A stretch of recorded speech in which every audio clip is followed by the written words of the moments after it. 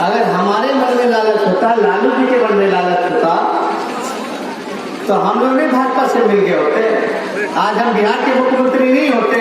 लेकिन अपने विचार का जहां सौदा करना पड़े, अगर ऐसा मुख्यमंत्री का पद मिले या कुर्सी मिले तो 100 बार लात मारने को तैयार है, लेकिन अपने विचार और अपने सिद्धांत से कोई समझौता नहीं करेंगे जहां गरीब गुरबाओं की लड़ाई को छोड़ना पड़े। आज देखिए पूरी तरीके से जो है लालू जी को सताया जा रहा है। हम गए थे रांची, हमको बेटे को नहीं मिलने दिया जा रहा है। आप बताओ, मेरे पिता बीमार है, एक बीमार पिता को एक बेटे से नहीं मिलने दिया जा रहा। कितना तकलीफ चेहरा पड़ रहा होगा उनको इस हालात में, लेकिन फिर भी अपने इरादे से डरबग नहीं हो। अगर लालू जी या हमने कोई गलत काम किया होता तो सबसे पहले डर हम लोगों को होता। डरते तो हम लोग झुक जाते और शरण में चले गए होते, लेकिन हम लोग जानते हैं हम लोग ईमानदार हैं और इनके गिदड़ भक्ति से नहीं डरते हैं। लड़ाई लड़ना है तो लड़ना है, गरीब के खातिर जो कुर्बानी देना होगा उसको देने के लिए तैयार है। लेकिन हमारे पलटू चाचा जानते थे बेईमानी किया सृजन घोटाले, डर के कारण जो डरता है, जो गलत काम करता है वही नहीं डरता है। तो पलटू चाचा तो डर गए, डर करके तुरंत मोदी जी की शरण में चले गए। लेकिन यहां अगर कोई भजपैया वाला होगा तो कान खोल करके सुन ले कि अगर सोचते होंगे कि लालू जी को साजिश के तहत जेल में बंद कर देंगे और अपने मंसूबों में कामयाब हो जाएंगे, तो ये गलत फहमी मत पालना। लालू जी का बेटा यही है, कड़कड़ा जवाब मिलेगा। अगर हमारे आरक्षण संविधान, बचपन में एक मूवी देखे थे चाचा 420, चाची 420, कभी देख रहे चाचा 420। तो आप देखिए कि सृजन घोटाले का डर था, तुरंत पलटी मार के भाजपा में। बालिका गृह मुजफ्फरपुर का डर था, तुरंत पलटी मार के बीजेपी में। बताइए, लालू जी ने तेरी कुर्बानियां देने के बावजूद भी ये जानते हुए कि नीतीश कुमार ने केस मुकदमा करा के जेल में फंसाने का काम किया, फिर भी धर्मनिरपेक्षता के लिए, सामाजिक न्याय के लिए, भाईचारे के लिए, शांति अमन चैन के लिए, बिहार के लिए नीतीश कुमार जी को ज्यादा सीट आने के बावजूद भी आरजेडी को नीतीश कुमार जी को बिहार का मुख्यमंत्री बनाने का काम किया। लेकिन नीतीश कुमार जी ने जनादेश का अपमान किया। क्या क्या बात हमारे चाचा कहते, जब मिट्टी में मिल जाऊंगा लेकिन भाजपा में नहीं जाऊंगा, ये बोलते थे कि नहीं बोलते थे? आप बताइए, भाजपा में तो मिल गए लेकिन मिट्टी में मिलाने की जिम्मेदारी अब आप लोगों की है। ये कोई काम तो किए नहीं हमारे चाचा। बताओ, बीजेपी और आरएसएस को अगर किसी ने जमीन देने का काम किया है इस बिहार की धरती पर, तो वो नीतीश कुमार जी ने देने का काम किया। और आपको हम बता दें कि इनको डीएनए का गाली मिला था ना? कौन दिया था? मोदी जी ना। अब डीएनए ठीक हो गया चाचा का। बोलते थे कि हमको गाली नहीं है, पूरे बिहार को गाली है। तो चचा जी जो पूरे बिहार को गाली दिया, आप उससे समझौता कैसे कर दिए? और पिछला चुनाव में विधानसभा में हमारे चाचा ने नामकरण किया था बीजेपी का, फुल फॉर्म बताया था। बीजेपी का मतलब है बड़का झूठा पार्टी, भारत जलाओ पार्टी। अब चाचा जी भूल गए, अब मोदी जी अच्छे लगने लगे। आपके नेता, हमारे पिता लालू जी को इस चुनाव से दूर रखा गया हो, साजिश के तहत उनको जेल में भेजा गया हो, और ये पहला चुनाव है जिस चुनाव में आप लोगों के बीच हो नहीं। क्यों नहीं है? ये भजपैया वाला सब जानता था, ये आरएसएस वाला सब हाफ पैंट वाला अब फुल पैंट पे आ गया। ये लोग जानता था कि अगर लालू जी बाहर रहेंगे तो किसी माई के लाल में दम नहीं जो हमारे आरक्षण और संविधान को छेड़ सके। ये लोग जानते थे कि लालू जी अगर बाहर रहेंगे तो किसी दंगाई में दम नहीं होगा जो दंगा तहमा तहजीब को बिगाड़ सके। दंगाई जो है दंगा फसाद करा सके, समाज में जहर बो सके, ये लोग अच्छी तरीके से जानते थे। साजिश के तहत जेल भेजा गया। इतिहास उठा करके आप लोग देखिएगा तो आज तक लालू जी ने सांप्रदायिक शक्तियों से, मनुवादियों से, अपने विचार, सिद्धांत, नीति से आज तक समझौता नहीं किया। चाहे कितना भी जुल्म ढाया जा रहा हो, कितना भी तकलीफ दिया जा रहा हो, मानसिक से लेकर के शारीरिक तौर पे हमारे तो पूरे परिवार पर क्या, पूरे खानदान पर केस मुकदमा कर दिया गया है। भाजपा के लोगों ने इतना जोर डाला हुआ है कि किसी भी प्रकार से लालू जी को तोड़ो, उनके मनोबल को, उनको झुकाओ, उनको डराओ। लेकिन लालू जी इनके गिदड़ भक्ति से डरने वाले नहीं, क्योंकि हमारे पिता शेर हैं। अपने विचार से कोई समझौता नहीं।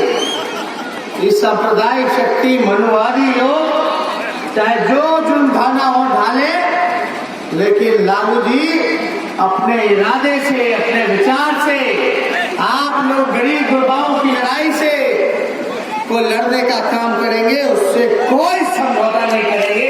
ये बात साबित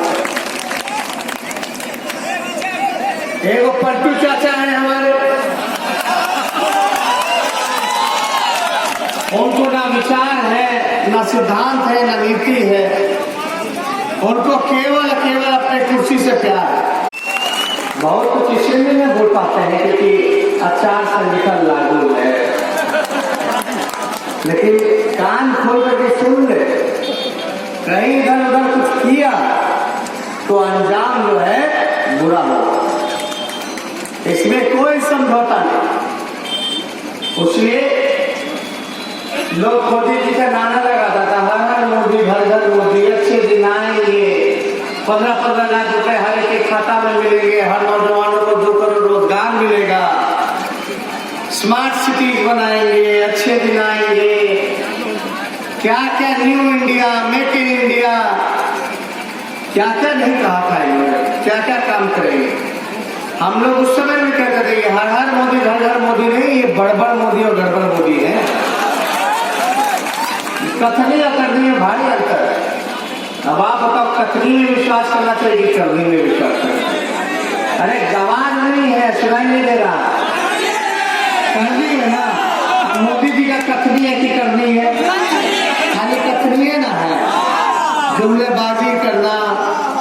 तो ये देखिए नौजवान भाई, ये मोदी जी अगर दोबारा सत्ता में आ जाएंगे तो सरकारी नौकरी को खत्म कर देंगे।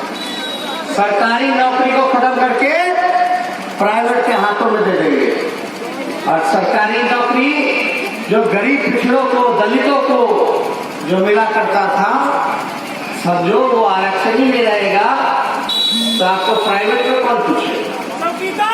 तो इसलिए आप लोग सावधान रहना इनके डिजाइन से।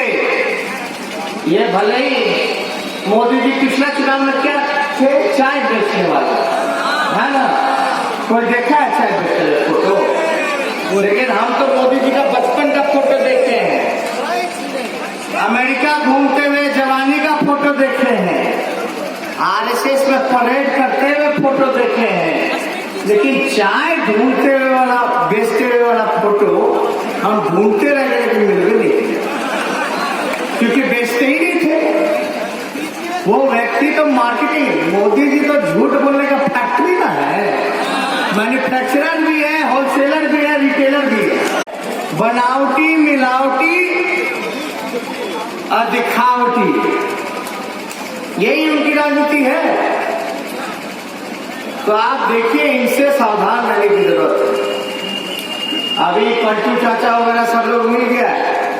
पलटू चाचा कोई काम नहीं किए, 4 साल में 4 सरकार दी। जिस राज्य में 4 साल में 4 सरकारें होंगी, उस राज्य का क्या विकास होगा? क्या काम किए? तो शराब बंदी। अब आप बताओ, शराब चालू है कि बंद है? अरे हाथ दिखा के बोले चालू है। होम डिलीवरी हो रहा है ना पेड़ के पूरा।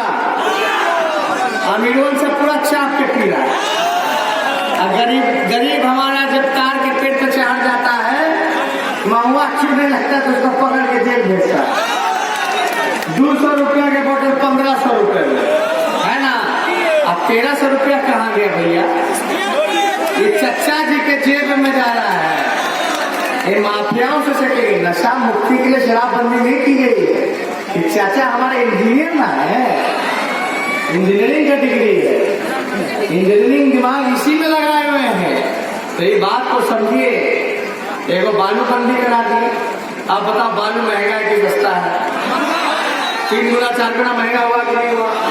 जो मजदूर दिन भर मेहनत करके कमाई करके बाल बच्चों का पेट भरता था, उसके रोजगार के पेट पे लात मारा कि नहीं मारा चाचा जी ने? और जब महंगा अब मिल रहा है, पहले सस्ता था, तो असली माफिया कौन हुआ? चाचा जी हुए ना। चाचा जी यही ना कहते कि माफिया सब बेच रहा है इसलिए हम सरकार बेचेगा। तो अब सरकार बेच रही महंगा और माफिया सब बेचता था सस्ता, तो असली माफिया कौन हुआ? चाचा हुए। ये बात को समझिए। जितना लोग हैं, आरक्षण बढ़ेगा तभी आपको सरकारी नौकरियां मिलेंगी। इसलिए आप लोग नारा लगाइए। हम बोलेंगे बेरोजगारी हटाओ, तो आप बोलना आरक्षण बढ़ाओ। बेरोजगारी हटाओ, बेरोजगारी हटाओ, बेरोजगारी हटाओ। एगो पलटू चाचा के लिए बोलिएगा, लेकिन जोरदार होना चाहिए। हम बोलेगा पलटू चाचा भगाओ, तो आप बोलेगा बिहार बचाओ। ठीक? पलटू चाचा भगाओ, पलटू चाचा भगाओ, पलटू चाचा भगाओ। तो आप लोगों की अनुमति की अदालत से ना तो सुनवाई होती है, ना तो तारीख तय होता है, सीधा फैसला होता है। और फैसला और न्याय आप लोगों को करना है। लालू जी के साथ न्याय कीजिएगा कि नहीं कीजिएगा? कैसे कीजिएगा? मुकेश सहनी जी का नाम छाप पर बटन दबा करके जिताइएगा ना। और अपने बेटा भाई पे आशीर्वाद है कि नहीं? हाथ उठा करके बताइए। मेरे साथ नारा लगाइएगा, पक्का लगाइएगा। खाना खाए ना कि गलवा तो मोदी जी खींच ली, तो दाल वापस थाली में चाहिए, तो नारा